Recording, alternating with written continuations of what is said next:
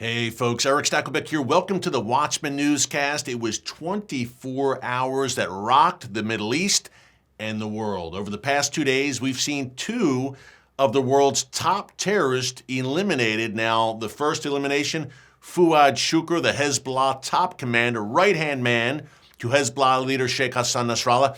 Israel claimed responsibility for that, and Israel pretty likely was behind the death also of Ismail Haniyeh. Late Tuesday night, our time in the States, where I'm at, early Wednesday morning in the Middle East, Ismail Haniyeh, the top overall leader for Hamas, the so-called political chief of their so-called political wing, if you can say that about a vicious, murderous, terrorist organization. But Haniyeh is gone in a daring strike in the very heart of the Iranian capital, Tehran, right under the noses of the Iranian regime. And again, that strike on Fuad Shukr earlier in the day, that was in the very heart of Beirut, the Lebanese capital. So again, 24 hours that shook the Middle East to its core. We're going to get into the details of these two eliminations in a minute, a bit more into the background on them.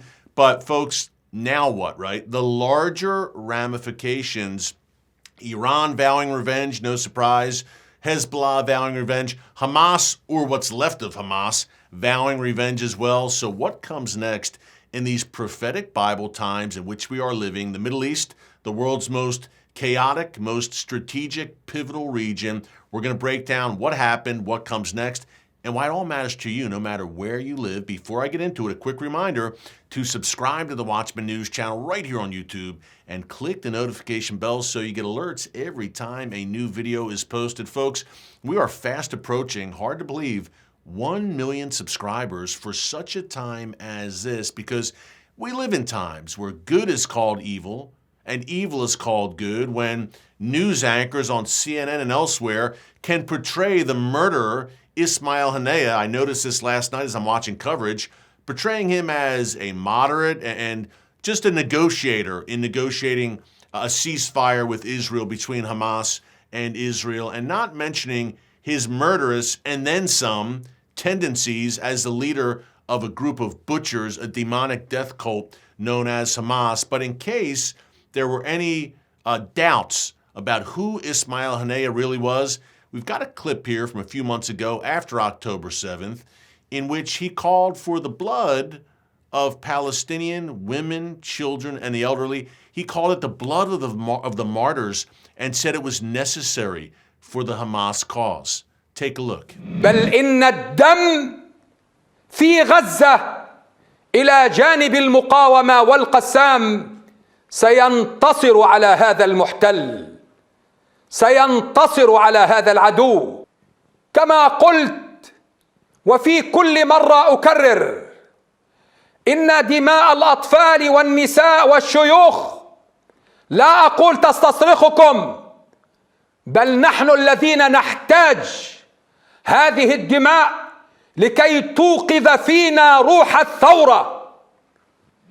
Folks, this was a very evil man. Justice was served. And in case you had any doubt, here was Ismail Haniyeh on October 7th, in real time, watching the massacre, the Hamas massacre, his group, which he led, butchering some 1,200 Israelis, taking hundreds more into captivity. Here was Ismail Haniyeh with some of his Hamas cronies cheering, applauding the attacks. Take a look.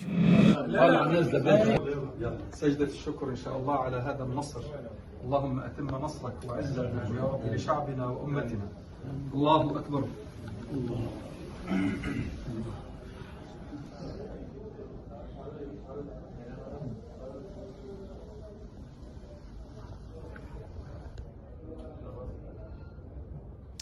Haniyeh is a not so dearly departed terrorist mastermind, and now reportedly Khaled Mashal will take his place as the overall top Hamas leader. If I was Mashal, I'd be watching my back, needless to say, because Israel showed again, folks, with this strike. I mean, Fuad Shukr earlier in the day, but to cap things off with Ismail Haniyeh's elimination, Israel showed that it can target the Iranian axis, the Iranian regime, and its various terror proxies like Hezbollah, like Hamas, can target their leadership anytime, anywhere, any place.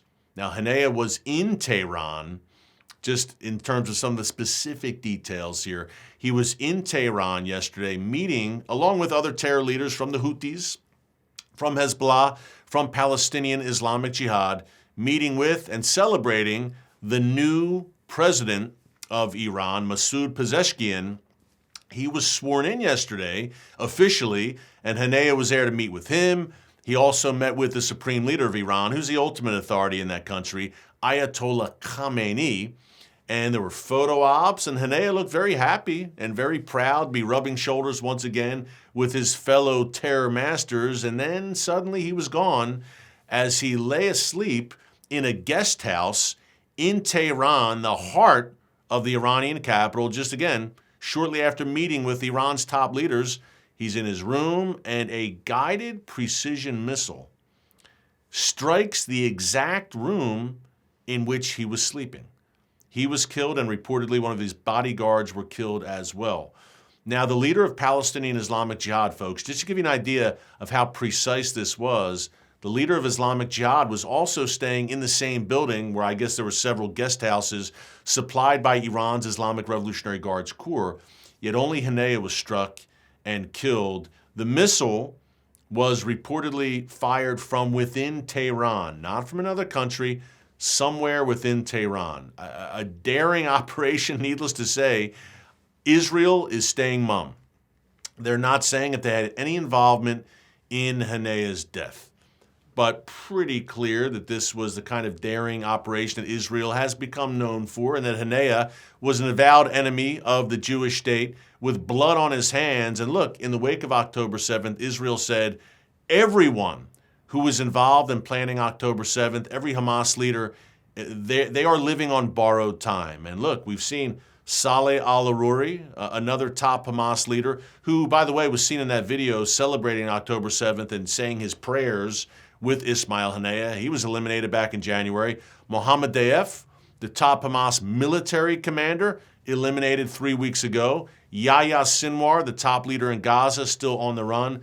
Khaled Mashal, as I mentioned a minute ago, now going to replace Haniyeh at the top of the Hamas leadership chain. But these Hamas leaders are dropping like flies, and it's an organization that is decimated. Now, in terms of revenge now, it's unclear how much Hamas can really do. Can they still fire some rockets? Yes, but their rocket arsenal has been severely just taken out by Israeli forces, and their leadership structure as well, and tens of thousands of Hamas jihadis also taken out in the past almost 10 months now since October 7th.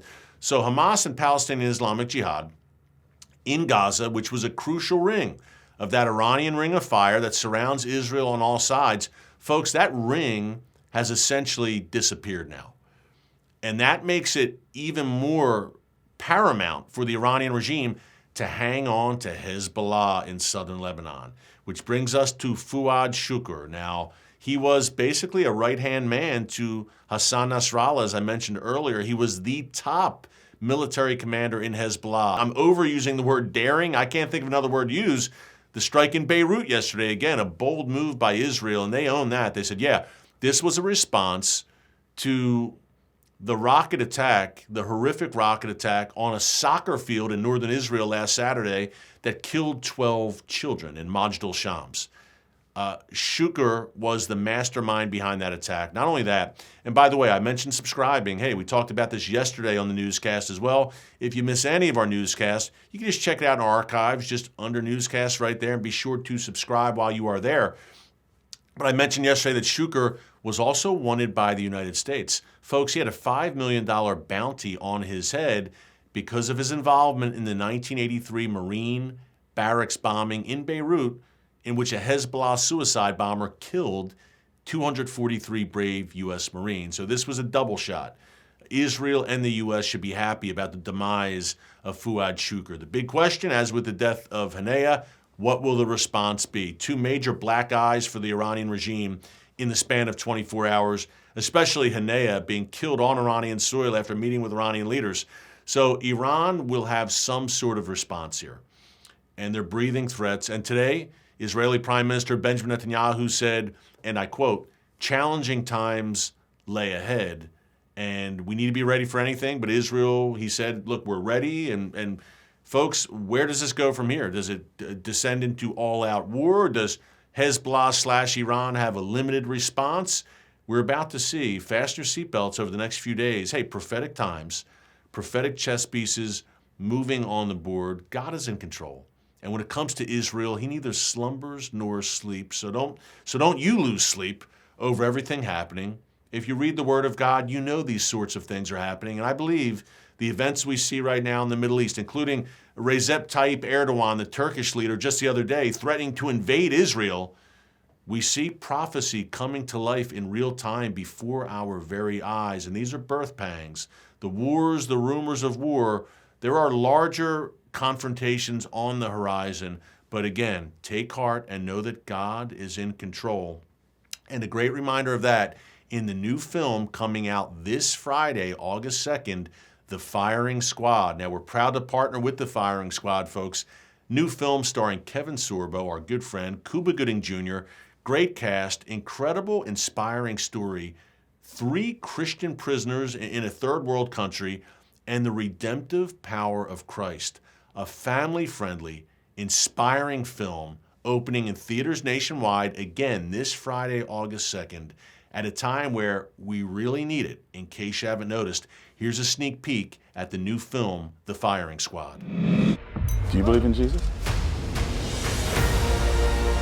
Peter Lowe, the one-time drug dealer turned pastor, along with 2 others, will be executed at 12 midnight local time. I thought this would be our final run ever. We had made millions and millions of dollars, but God had other plans. We'll walk straight out of here, pretend to be the media. This pathetic maggot got caught, tried to escape my prison. He's a changed person. He's a new man. I found Christ in here. I found Christ too. My name is Peter Lowe, and I will be executed in 2 hours. Why am I being executed, you ask? Salvation is a gift.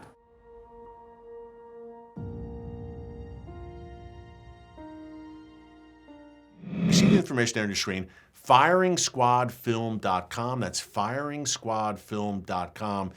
Pick up your tickets now, wherever tickets are sold, and check out this great, inspiring film. Again, what a cast. Kevin Sorbo, Cuba Gooding Jr. For such a time as this, a time where in America, look, we've got struggles. We've got chaos here. We've got chaos in the Middle East, around the world. This film will remind you and your family. You can bring the whole family. Imagine that in 2024. It's that kind of film. It will, again, remind you that God still sits on the throne and his redemptive power touches everyone. No one is beyond the reach of God, and that includes you. Hey, thanks so much for joining us here today on The Watchman. We'll have more breaking updates for you as all the chaos unfolds in the Middle East. Until next time, God bless you. And remember, never hold your peace. Hey everyone, thanks for checking out the Watchman Newscast. Make sure you hit the subscribe button so you never miss an upload, and tap the bell icon so you're notified every time a new video is posted. And don't forget to share your thoughts, insights, and comments below. Thanks for watching. We'll see you back here tomorrow.